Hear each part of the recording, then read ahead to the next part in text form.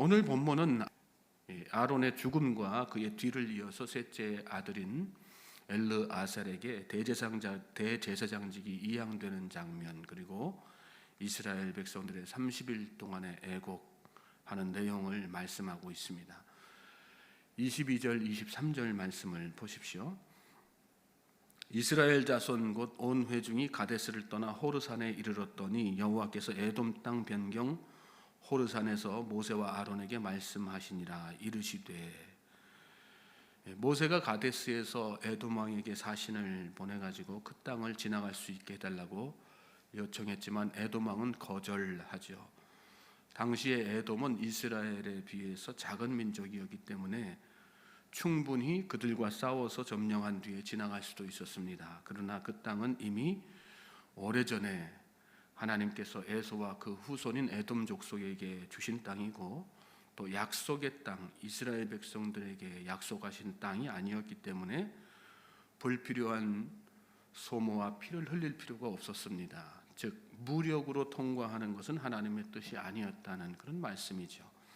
모세는 안타까운 마음이 있었겠죠. 그렇지만 하나님의 뜻이 아니었기 때문에 대로를 포기하고 험난한 길을 선택합니다. 사람은 누구나 평탄한 길, 또 큰 길, 대로를 선호합니다. 평탄한 길, 큰 길이 무조건 나쁜 것은 아닙니다. 반대로 좁고 험난한 길이라고 해서 무조건 좋은 것도 아닙니다. 중요한 것은 하나님의 뜻에 합당한 길이냐 아니냐, 그게 참 중요한 거죠. 그리스도인은 모든 결정에 있어서 하나님의 뜻이 우선되어야지 됩니다. 하나님의 뜻이 대로이면 대로를 걸어가는 것이고, 좁고 험난한 길이면 좁고 험난한 길로 가야 되는 것입니다. 같은 관점에서 우리가 드리는 기도도 그렇습니다. 오늘 우리의 기도 시간은 하나님의 뜻이 나에게 이루어지기를 소망하며 순종하는 시간입니까? 내 뜻을 관철시키기 위해서 하나님을 설득하는 시간입니까? 믿음의 사람은 하나님을 설득하는 사람이 아니라 하나님에게 설득당하며 사는 사람이라는 사실을 우리가 잘 깨닫고 거기에 맞는 기도 생활해야 될 줄로 믿습니다. 이스라엘 자손이 가데스를 떠나서 첫 번째로 도착한 곳은 호르산이었습니다. 23절에 보면 호르산은 에돔 땅 변경이라 이렇게 나와 있죠. 가데스를 떠나서 첫 번째로 도착한 곳이다. 이 말씀은 모세가 에돔 왕에게 거절을 당한 후에 가데스를 떠나서 호르산에 첫 번째로 도착했다는 뜻이 아니라, 에돔 왕이 당연히 허락할 것으로 생각한 모세가 가데스에서 이스라엘 백성들을 이끌고 에돔 땅 변경까지 이미 이동했는데 그곳에 호르산이 있었다는 뜻입니다. 아마도 모세와 이스라엘 백성들은 이 한낮의 더위라든지 혹시나 발생할지 모르는 위험한 상황에 대비해서 호르산 자락에 머물러 있었을 것입니다. 그리고 그곳에서 사신들을 통해 에돔 왕의 거절 소식을 듣게 되죠. 그리고 살기 등등한 모습으로 막아서는 에돔 왕과 그 백성들을 보게 되었을 것입니다. 바로 그때에 하나님께서 모세와 아론에게 말씀하신 것입니다. 24절 보십시오. 아론은 그 조상들에게로 돌아가고 내가 이스라엘 자손에게 준 땅에는 들어가지 못하리니 이는 너희가 무리바 문에서 내 말을 거역한 까닭이니라.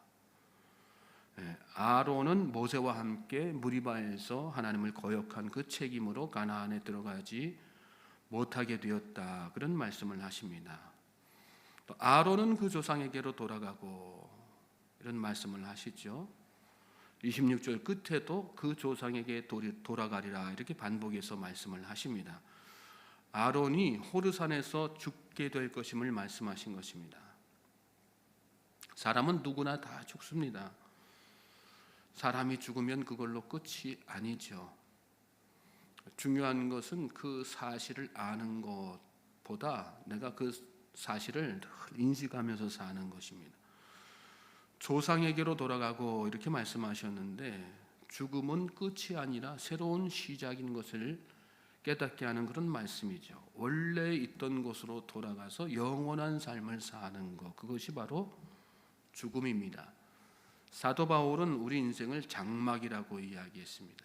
고린도후서 5장 1절 말씀을 여러분 가지신 성경 찾아서 한번 읽어보시겠습니다. 고린도후서 5장 1절 말씀,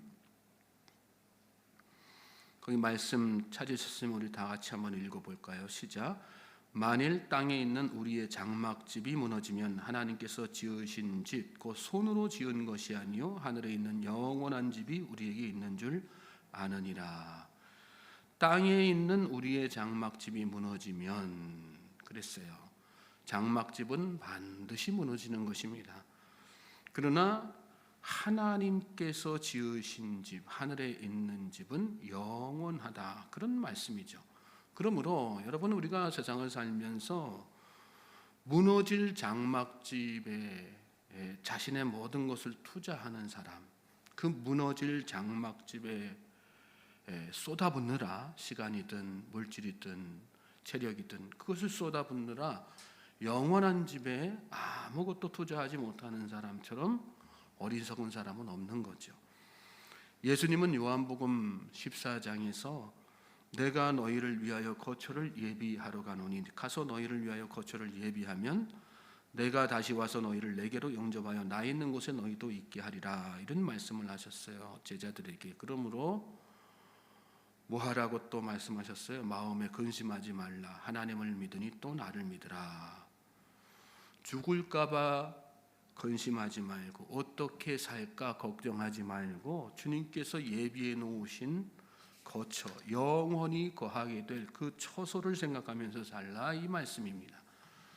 그렇습니다. 여러분, 돌아갈 곳이 있다는 것을 믿는 사람은 두려울 것이 없죠. 근심될 것도 없습니다. 그런 사람은 죽음을 거부하지 않죠. 오히려 순응하게 되죠. 죽음 이후의 삶을 준비하는 삶을 살게 되죠.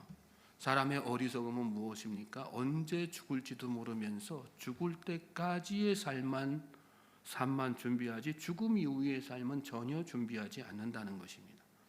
믿음의 사람은 인생의 모든 관점을 죽을 때까지가 아니라 죽음 이후 돌아갈 곳에 맞추고 사는 사람, 그 사람이 정말 참된 믿음의 사람인 것입니다. 계속해서 본문 25절 26절을 보십시오. 너는 아론과 그의 아들 엘르아살을 데리고 호르산에 올라 아론의 옷을 벗겨 그의 아들 엘르아살에게 입히라. 아론은 거기서 죽어 그 조상에게로 돌아가리라. 하나님은 모세에게 아론과 그의 아들 엘르아살을 데리고 호르산에 오르라, 이렇게 말씀하셨어요. 그리고 그 산 위에서 아론의 옷을 벗겨 엘르아살에게 입히도록 이렇게 하시죠. 아론의 옷을 벗기라는 말은 이제 아론의 대제사장직이 바로 이곳에서 그의 죽음과 함께 끝날 것을 말씀하신 것입니다. 그리고 이제 그 사역을 누가 담당하게 됩니까? 아들인 엘르아살 제사장이 담당하게 되는 것이죠. 사람은 죽지만 사명은 계속되는 것입니다. 우리 각자의 인생은 때가 되면 끝이 나지요. 그렇지만 하나님의 역사는 끝이 없습니다. 다른 사람을 통해서도 계속해서 계승되어 나가는 것입니다. 우리가 오늘 찬송을 불렀는데 일하고 싶어도 일하지 못할 때가 오는 것입니다. 그러므로 믿음의 사람은 지금 내가 쓰임받고 있다는 사실에 감사하게 되고 아직 기회가 있음에 또 감사하게 되는 것입니다. 또한 이 기회가 언제 사라질지 모른다는 생각에 맡은 일에 더욱더 충성을 다하는 것이죠. 모세는 하나님의 명령에 따라서 호르산에 오릅니다. 그리고 말씀하신 대로 아론의 옷을 벗겨서 엘르아살에게 입히게 됩니다. 28절 말씀 보십시오. 모세가 아론의 옷을 벗겨 그의 아들 엘르아살에게 입히매 아론이 그 산 꼭대기에서 죽으니라. 모세와 엘르아살이 산에서 내려오니.